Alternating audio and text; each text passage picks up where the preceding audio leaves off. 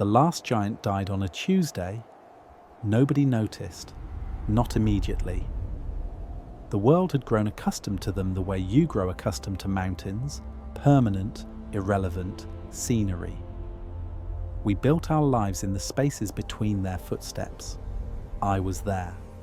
I'm always there for the deaths. Her name was Mora, though she'd forgotten it centuries ago.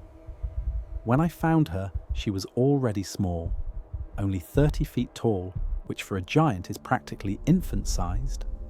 She sat in the ruins of what used to be her valley. The stones remember you, old friend. It has been a long silence. Your presence brings not an end, but merely the transition. I'm always on time, The balance is I said. maintained, I'm deaf, ancient one. or at least I'm what handles the unusual cases, the in-betweens, the things that don't fit the normal protocols. She smiled, even diminished. Her smile could eclipse the sun. The others? All gone. You're the last. Good. She exhaled and I felt it as wind. We were tired. People think giants were our oppressors, or our guardians, or our gods. They were none of those things. They were just here first, and then we came, small and numerous and hungry for space. We didn't kill them with swords or poison. We killed them with forgetting. Magic, you see, requires belief. Giants were made of story, sustained by wonder. Every child who stopped believing in the impossible, every forest cleared for farmland, every mystery solved and catalogued, it was all erosion. They shrank with our certainty.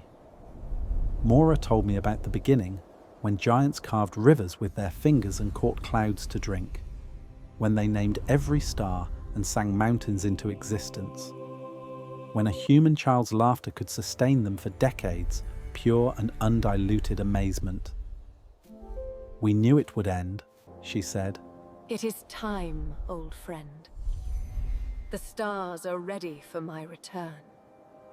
Great Mora, why do your kin seem so sorrowful beneath your towering light? My time is fading like the stars at dawn. Proud and heartbroken, that's the same feeling.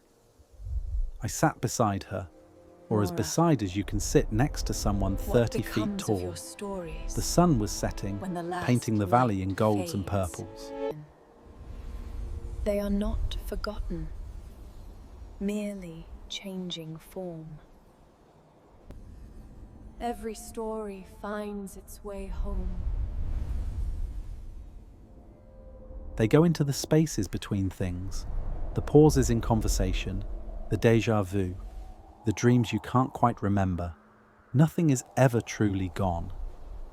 That's something, I suppose. Will you stay? She was 20 feet now, shrinking faster. We sat in silence.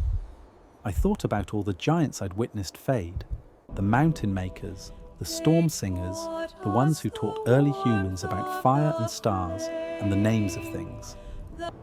I remember the first time I saw one of your kind. So small. Mora was 15 feet tall when she spoke again.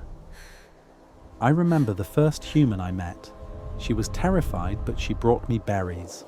So small, those berries. I could barely see them in my palm. But she'd picked them for me, and they were the sweetest things I'd ever tasted. I wonder what the humans will build here, in the empty spaces we leave behind. 5 feet. I hope it's beautiful. 3 feet. She was nearly my height now, her face level with mine. Her eyes held galaxies. Literally, I could see stars being born in her irises. The last magic in the world, condensed and fading. Thank you for being here, she whispered. Thank you for being here first, I said. She smiled once more, and then she was gone. Not dead exactly. Giants don't die the way you do. They dissolve into possibility, into the maybe, into the spaces where wonder might live if anyone remembers to look. I stood alone in the valley for a Long time. The air felt different, thinner, more ordinary. The age of giants was over. The age of humans, of certainty and science and reason, marched on. But sometimes if you listen carefully in the quiet moments, you can still hear them. In the way wind moves through canyons that seem too perfectly carved, in the unexpected kindness of strangers, He would look up and the sky in the stories we would tell our whisper his children name. about the impossible. They're not gone, they're just waiting for us to remember how to wonder.